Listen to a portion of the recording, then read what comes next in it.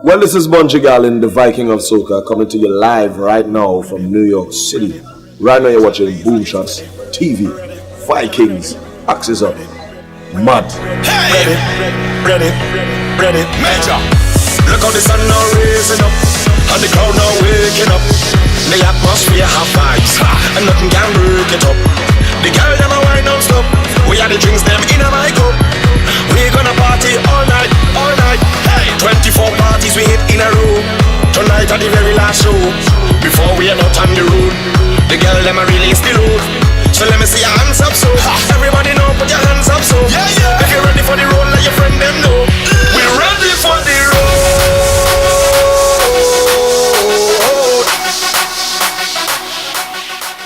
Well, it feels good, first of all. Overall, before first of all, it feels good overall. Now to the first of all. First of all is that this is a song that was done.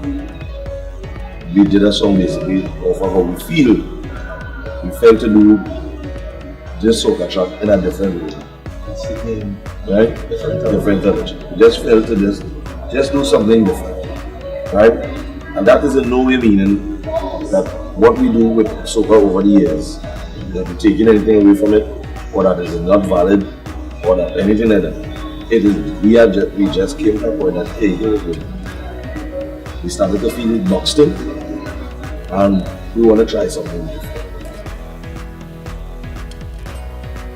Myself, the producer of Different Trilogy, Sheriff, also Jared, right?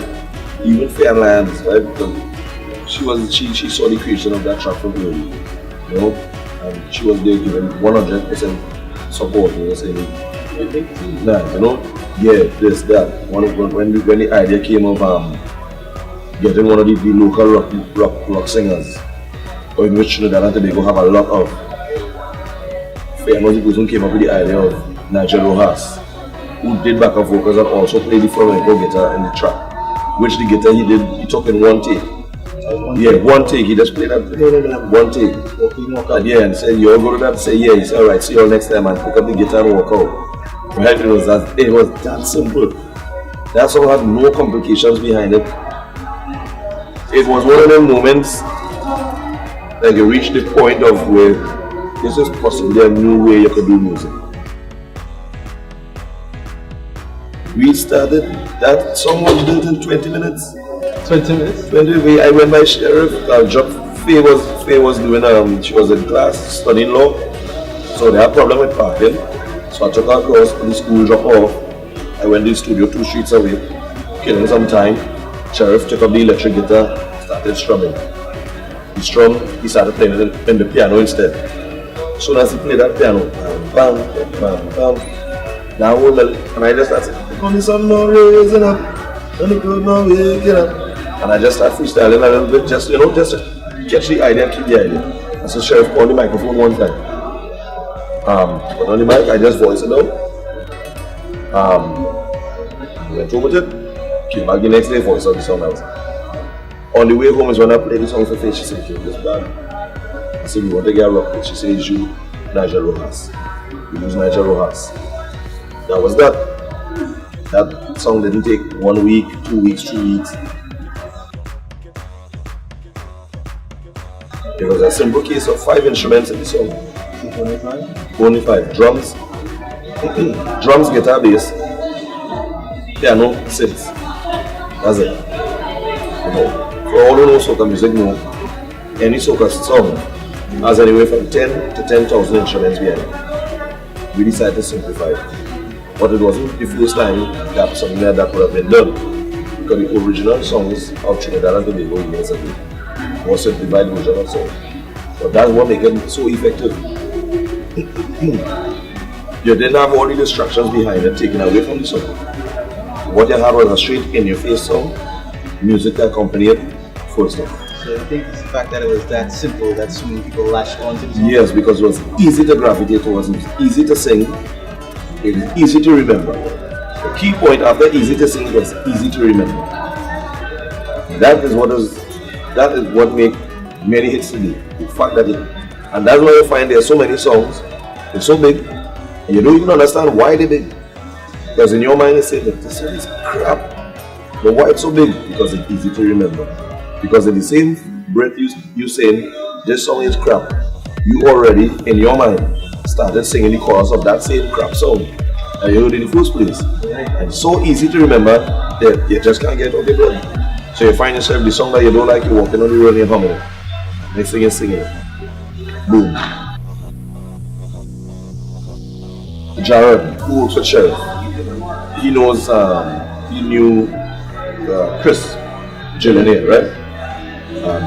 He just linked him and said, hey, we have this song and we like to do a mix and next day. Like a major mix. Do we all do and stuff like that. At first they said no, they might not have been able to do it because of their tour schedule. Anybody who knows major mix schedule know that tour. It was crazy. So it happened that one of the dates we scheduled just some other time, excuse me. So it ended up with a spot with a few days when they had time to do it. And by that time, Julian had already discussed with the flow and all shit. They were like, hey, let's go with it. Yes, I don't know what happened behind the scenes. I know of that part. So I don't know if it was a case of Julian saying, hey, I'm from Trinidad and this is what I, then we make something happen. Or if it was a case of Diplo saying, yo, never heard something like this from Trinidad. We don't know what is the case. We know that they decided to do it. So we took all the files, sent it up. I think I just did over a few vocals or something like that. So they could right, yeah, so they could implement it where they wanted. And they went to work. What amazed me though was that long before they released the remix, they started playing the original in many of the festivals and events that they play. One of the first places we saw it was the X Games. Yeah. Right? In Colorado or something like that. I can't remember, somewhere else. X Games. Then down the road until they went of course Coachella, Ultra Fest, all of this. Can you play all the Barclays? The basketball game they used to have to me all of them. They also the song movie. Something's like something like yeah. So was released November 7th, 2012. So yeah, so it crossed the year mark. It's a year and a month. And it's good. And there was a lesson we learned with this song. I particularly learned the lesson late, which was that and somebody was an eye-opener too. And it was one that it was basically like a message in the one. We need to get back to the point of creating music that could last beyond the 9-month period that we set for our own music. But we have a way of assassinating our own songs before they go to full potential. But we release songs in October, November, December. For next season. To start momentum January, February. Yeah. And March, kick it out. Right? Then we decide to stay with it. Run with it until September. Then we start looking for new material for the next year. It essentially just go with from what I noticed, the sub artists usually go in terms of different countries carnival. Right. Initially Trinidad is the starting point. Right, and Miami is the close. Yes, Miami is in October. So yeah, Miami is the close. Repeat. Right. Rinse and repeat, same thing. So when Miami close off, we close that door too. We close that chapter. Then with all the good material in that year, just knock it off. So the song now, that might have been the song. So all of a sudden, just grow beyond the community of the West Indies. In the last 3 months, we'll never see that chance because we already knocked it off. So people not calling the radio stations to request it no more. People not voting for it on social sites. People not pushing it here. They're not sharing it with their friends anymore because as a last song. We get trained into that. It's a learned system. It started as from talking and spending time talking to another area collection. It started as something that was supposed to be a religious something. That when Ash Wednesday come, cut off all those things, right?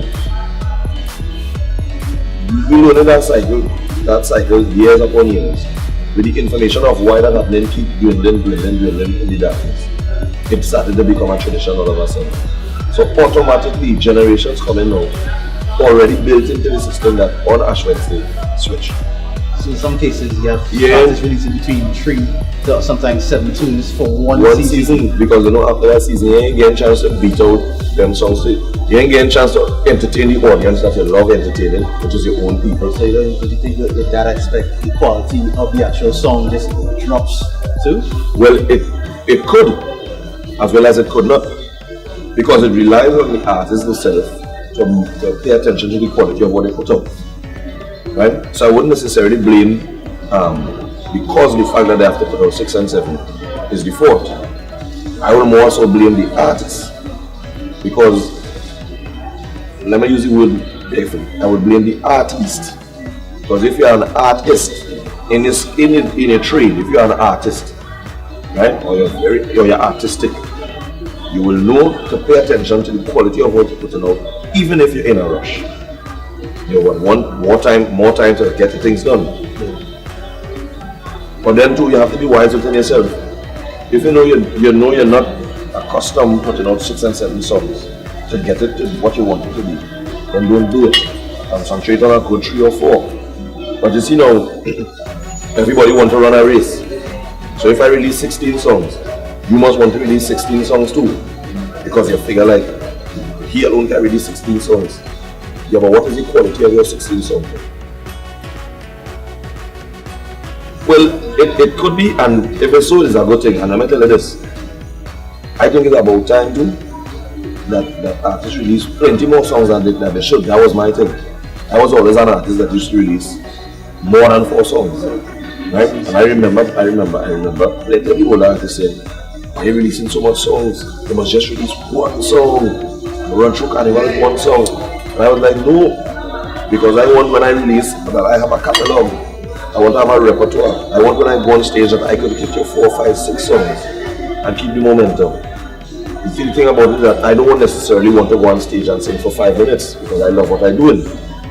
And I told one of them straight, I said, if you don't love what you're doing, and this is a hustle for you, and you think the easy way out is, well, I can make a 3,000 if I only sing for 5 minutes. But that's your business.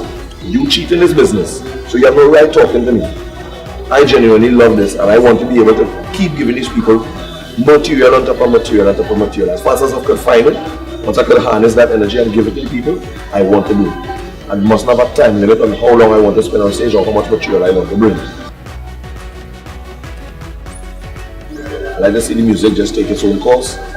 So now that I know what I know musically, I will be applying that knowledge to what we do, and continuously keep seeking ways to do this music that someone was fearful to touch, or they was too scared to try this way, or they wasn't sure to try this way. My thing about it is only 2 things can happen when you do something. It's either it work or don't work. And when it don't work, you find a next way to make something else work, or you find a way to make that work. And if it does work, then you find a way to continuously capitalize on all the work to come from that work.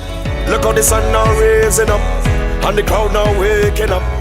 The atmosphere have vibes, and nothing can break it up.